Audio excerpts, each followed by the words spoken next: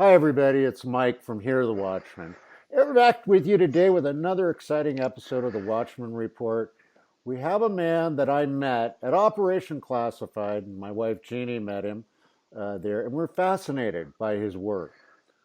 His name is Gary Wayne. He's up in Canada and just has a really interesting. I'll let him talk about it. His book is The Genesis Conspiracy: How Secret Societies and the Descendants of the Giants Plan to Enslave Mankind. There's the book. You can see it's a little book, you know. But Gary, thank you for joining us today. Well, thank you for having me, and very much looking forward to the discussion we're going to have today. And as you said, it was very nice to meet you and Jeannie at the Caravan to Midnight Conference, Operation Classified, and very much looking forward to working with you in the future. Awesome. And you are working with us in the future. Gary is going to be at the Hear the Watchman conference in Dallas, Texas, March 28th, which is registration, 29th through 31st, right there where we always go at the Hilton DFW Hotel and Conference Center. He's going to bring on some really interesting stuff. You want to go to hearthewatchmenmen.com. Get your tickets today. It's filling up quickly, folks. Also, book your hotel reservations if you want to take advantage of the group rate. I also want to encourage you, please subscribe to our YouTube channel. If you like it, subscribe. If you don't like it, subscribe. It really helps our ministry out. It really does. So, without further ado, Gary, again, thanks so much. We want to talk a little bit about your book. It's like the most comprehensive research tool diving into the history before Adam that like we've ever come across. But I got to ask you, how does someone come up and write a book of this? I mean, look at this, folks. I mean, this is a book. Uh, what led you to dive into this? That's a really good question, and it wasn't a direct path into it. And by the way, I took 30% out, so the original manuscript was over 1,100 pages, but I knew people wouldn't read that much, and I knew a publisher wouldn't publish that much. So I needed to weed it down, and it's 800 and some pages with over 120 pages of endnotes. So it's got all my sources there for people to verify the accuracy of what I'm saying. So I'm a prophecy buff, and Hal Lindsey scared the socks off me when I was quite young and led me back to God. And through that path, I wanted to verify what Hal was talking about in not only the late great Planet Earth, which was the first book that I read by him, but his subsequent books, and he wrote many books. And I wanted to see whether what he was saying was accurate, and which is, I'm a contrarian, and so I want to verify everything that I read. So I don't want to take people's others' word for what it says or what other people say it says. I want to go right to the source. And so once I did that, that really scared the socks off me, and it led me on my path back to God. And so I cataloged everything I could in the Bible into files, because we didn't have computers set up to do what we do today back then in the late 70s and early 80s. And so then I decided, I want to see whether I can get some of my research published. And I'm a prophecy buff. I mean, that's my main passion, and I matched that up afterwards because previously to that, I was a history buff and a mythology buff. And so I thought I would write a very short book and connect how the strange beings and the strange narrative in Genesis 6 connects to the end time. But somewhere along the path to the Colosseum, so to speak, it went down so many different rabbit holes that I couldn't imagine. And the reason is that I wrote the first 10 chapters, and there's 98 chapters plus a preface and a introduction to the book. An epilogue to the book. But when I went down and added in what I knew about mythology, and then that led me to the polytheist religions, and I thought I should learn about them and put what they had to say about prehistory and the end time in the book so that people could understand the other perspective. That led me into the mystery schools and into the secret society. So I was down so many rabbit holes for so many years. So I started writing the book in about 1998, and I didn't finish it till about 2012. And even as I was trying to get published, I was still adding and doing more and more research. And you could literally research forever and never come up. So, but at some point in time, you have to say, I think I've got enough here that makes my point. Well, you did. You've done a wonderful job of crafting it into a readable fashion that takes the reader through your journey of research, and it's just wonderful. Now, there are some points that we want to cover today. The first one, Jeannie and I dug through the book, but the first one comes right off the back cover of your book. It's a perfect statement. And what you say there is there are giants among us, passing largely unnoticed, intent on carrying out a secret plan to enslave humanity. Talk to us about that. Yeah, that's why the book is called The Genesis 6 Conspiracy, because it's a transgenerational ancient conspiracy in its beginning that has been with us throughout the age of the Adamites, is with us today, and is going to ultimately complete in the end time. And so one of the things I like to mention to people, if you really want to understand prophecy, there's a few things you need to do, but one of the key things for the allegories is understand prehistory, because then it becomes quite clear and you get the premise for the book. And so we have the descendants of these giants, and for people who may not be familiar with it, these are the offspring of the sons of God that show up in Genesis 6, and they're called giants in the King James Version, Nephilim in other versions, and it goes back to the Hebrew word Nephal, which is for a tribe of giants. And so the sons of God are angels, and I have some handouts if people want to get a hold of me, and I'll send you the documents that makes the case why they're angels, and it's an extensive case, and why it's not on a separate handout, why they're not the sons of Seth or the humans of the New Testament, sons of God, which is an adoption process after the resurrection. So I have that if people want that, just as sort of a premise. And this is a conspiracy that brought down the antediluvian world with the first apocalypse by water. And they didn't go away. So the organizational structure, the religion, and somehow giants show up after the flood. And they continue throughout history. And the giants, what they do is they usurp the kingships and start these royal dynasties. So whether or not it's with Nimrod marrying into these giants that show up, and they're called Rephaim, they're called Abim, they're called Anakim, they're called Malakim, they're called Horim, they're called Hivim, Emim, Zamzuzim, and on with all of these different names that don't go back to the Table of Nations. So they show up after the flood. We just aren't told how. I think with the second incursion, again, I have a document for people if they want to get a hold of me. I'll send that to them, and they can look at how I connect that back to Sodom and Gomorrah. And it's my most favored position of the three buckets, so to speak, on how they survived the flood. And so these dynasties come down through history, controlling not only the kingships and the governorship, but the noble and elite class. So that's why you have a feudal system that's set up all throughout history with the humane and the humans who are considered mundane and inferior beings, the poor. And so it's these descendants that I focus on in the book and the bloodlines as to what they've been doing with the mystical religions, with the secret societies that all begin in Genesis 6 and before and continue after the flood, that is coalescing today to bring about world government, the universal religion, and the end time, because they want that day of destiny. Man, that very well said. And so, Gary, I guess I kind of want to ask you, during your research and everything that you've done, when did you come to the conclusion that the giants, Greek and Roman, the little g gods, actually existed. Yeah.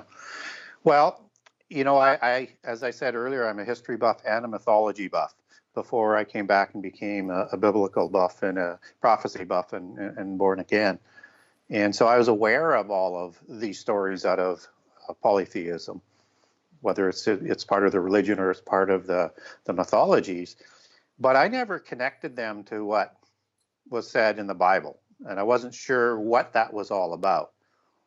But as I decided it was related as I was putting this book together, it sort of hit me, well, there's some things here that are just too common. And so I thought, I want to put this in my book so that Christians understand what the polytheists believe, because they have a parallel understanding with a polytheist lens as opposed to a monotheist lens. And so they have a different slant on who's good and who's bad and this and that. But the biggest connection that struck out for me was the most famous mythology, which is Atlantis. And in the Atlantean mythology, that the best account is written by Plato and Critias or Timaeus, both, one is not complete, the other one is that you have a god of the sea named Poseidon, also known as Iapetus in different mythologies that come from the Greeks, who marries a human female, Clymene, Clyto, and a few other names, depending on, again, which version that you're going to be watching. And they bear 10 Titan kings, Atlas being one of them. And so Titans in polytheism, or in Greek polytheism in this case, a Titan can be a lower class god or a demigod. And so the heroes of Greek mythology are also called Titans, and they're the offspring of the second tier lower gods. It is the Olympus gods that, let's say, Zeus and Poseidon are going to produce these Titans. So Hercules would be the son of Zeus, and Atlas is the son of Poseidon. And this is the same story that is told in Genesis 6, just called gods, as opposed to fallen angels. And everybody knows that Atlantis is destroyed by a flood and additional cataclysmic events that go along with it. But I also show in the book, in the Atlantis chapter, that you can look in the Bible and say that the flood was more than just the flood. If you look in other areas of the Bible, like the Psalms and a few other passages that describe an event that has to be the flood, that would line up very well with what First Enoch would describe the flood event as, a set of conflagration of events, of cataclysms, and what is recorded in mythologies around the world. So it became very clear that this was the same story, just told from a polytheist lens.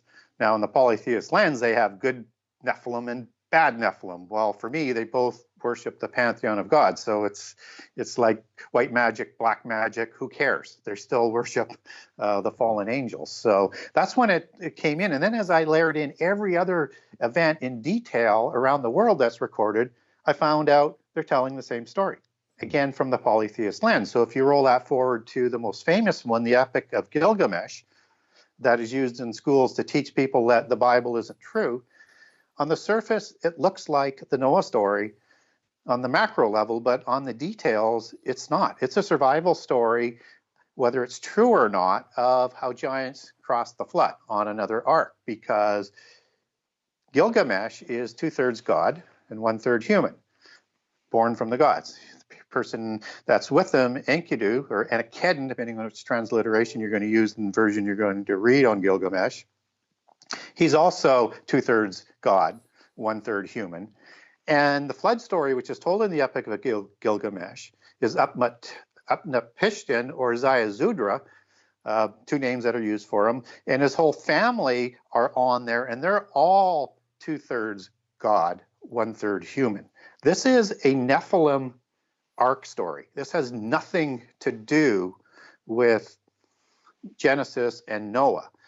Although they'll try in polytheism to make Noah and his sons into giants, but that's Gnosticism for you. But this is clearly not the same story. So whether it's true or not, it's either a corruption of the Noah story or it's a parallel account that they're trying to justify on how these Nephilim show up after the flood. And Gilgamesh is produced after the flood. So in there, you've got a second incursion, as is Enkidu, a second incursion account, as well as an ark story account in terms of survival. So it's a bit conflicted that way. Wow.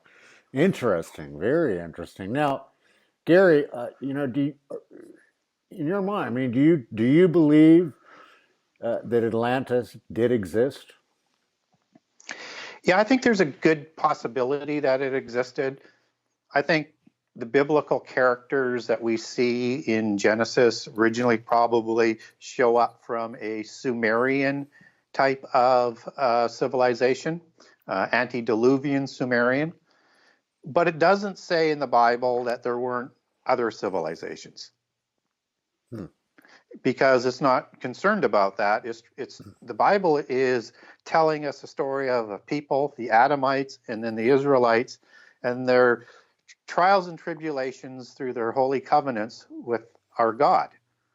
It has nothing to do with the rest of the world in terms of trying to tell a complete history. It's only telling a history that the believers of God need to know. So just because there aren't other civilizations mentioned in the Bible doesn't mean that there weren't. But then again, where did Cain go to? He went to Nod and he built a city. For who? Him? And then he meets his wife there and has a children there, but still you don't need a city. So that's down another rabbit hole. But to answer your question a little bit more directly, I think there's a good possibility that what they're saying is true, that there were other civilizations. Some say 4, some say 7, some say 9, depending on which mythology that you're going to be into. And we see these underwater cities that are ancient, that are unaccounted for all around the world. You know, Malihallipuram off of India. We have cities off of Southeast Asia. We've got ruins in the Caribbean. And because you have this flood story and an upheaval of the earth going on, it's very possible that those cities were flooded and there were multiple civilizations. Fascinating, fascinating stuff. Now, Gary, one more thing with the time that we have left today. Um, why do you think Lucifer so adamantly hated mankind? Well, I think it's a bit complex when it comes to Satan. And I would say that it is, and I write about this in my book, that it's absolutely rooted in the rebellion. And so what happens with all the fallen angels is they are created immortal without a choice. They have a choice to follow God or not. So at some point in time, they rebel. And they're looking, as it says in Isaiah 14, where it says Lucifer in the King James Bible, that I like to call as Satan, or take it back to its Hebrew word, Halel, which is probably the name for Satan, that he wanted to be like God and to rule like God. He knows he can't defeat or destroy God because he's too powerful, and he knows how powerful God is. So he's looking for a realm to rule and be like God. And I think that's what he does to promise the fallen angels to follow him. Now, how that connects back to humankind is they're created mortal with very little knowledge, as opposed to the angels who have all this knowledge being around God. And we have to choose God with very little knowledge on faith to gain our immortality and to show our loyalty in advance. Now, for Satan and his rebellion to still succeed, they need to destroy humankind. And they need to make sure that they don't follow God. So you get the first revenge of Satan in Eden, tempting Eve, and then Adam is deceived as well, and that's the first revenge. So now they're outside of Eden. And so we see the second revenge with the Nephilim in Genesis 6, that they're going to usurp the antediluvian world with the polytheist religions that grew up at the same time, and use that organizational structure to enslave humankind and destroy it. And we see this again happen immediately after the flood, after Babel. So what they're trying to do is ensure that humankind in the future time is not raised above angels, which were promised, and that will actually judge the angels, because our redemption will be through free choice without the knowledge. And so what the angels did not anticipate was the resurrection. Interesting. And I'll point that out in chapter 13 of my book. And so that's why I think Jesus in 1 Peter goes to the abyss and talks to the impassioned angels and spirits that are in the abyss basically telling your rebellion is over.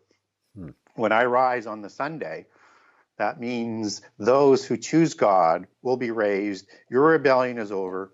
You do not get a separate realm, and you have an appointment with the lake of fire. Wow. And now, Gary, for what is it that you hope, Christians, when you come to the Hear the Watchman conference in Dallas, and you're going to have your books there and you're going to talk, what is it that you hope Christians take away from your book once they read it? Well, what I hope when they read my book is that a couple of things is that to understand prophecy, you need to understand prehistory. That to understand prophecy, and I'll make this point clear at the conference, I hope, is that we need to read the Bible literally. We need to consider all of the verses, not just the ones that fit a preconceived idea. We need to place all the prophecies around what Jesus said and let the Bible read for itself so that we don't become deceived. And I think we all think that the end time is on the horizon and it may be close, but we don't know when. But even as it's coming, there's going to be deceptions that are going to tarnish Christians.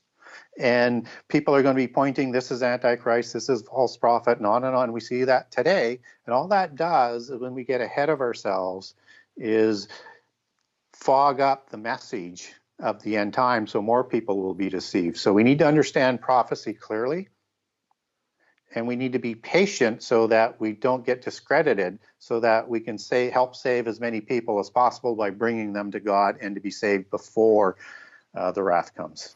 Wow, folks, listen, you got to avail yourself of this book. I mean, he's a phenomenal researcher. He's dedicated his life so that you will not be deceived. He throws the gauntlet down against the mainstream understanding of history and secret societies and all that stuff. He lays it out. He lays it out concisely. And he does an amazing job. You can go to his website. It's genesis6conspiracy.com. Gary, where else can they find you? You can also find me on Facebook under Gary Wayne. I have a wall there. I also have 2 Genesis 6 conspiracy pages, and I also have a Gary Wayne Genesis 6 conspiracy group. I post regularly in those pages. And if you ask me a question or ask for some information on a document or something, name the subject. If I got it, I will send it to you. Also, you can follow me on Gary Wayne, at Gary Wayne on Twitter. That's at Gary Wayne again. If you contact me there or through my website where it's got an email, I will get back to you if you've got a question. Amazing. Well, Gary, listen, I want to thank you so much for taking the time to be with us today here on the Watchman Report. We are just thrilled that you're going to be a part of the Dallas conference in March. We're really looking forward to having you there. And I know that the people that attend the conference will walk away after your session with a much better whole understanding of what the truth truly is. Again, thank you for joining us. Well, thank you for having me, and very much look forward to Dallas, and hoping to bring, as usual, a lot of information that maybe people haven't thought about before. That's wonderful. God bless you for that. Folks, that's going to wrap it up for this edition of the Watchman's Report. Remember, as we always say here at Hear the Watchman, there's nothing that you can't do with Jesus in your heart, except nothing at all. Get out there, read the Genesis Conspiracy, avail yourself of all our speakers, follow us on YouTube, subscribe to our channel. God bless y'all. We will see you next time here on the Watchman's Report.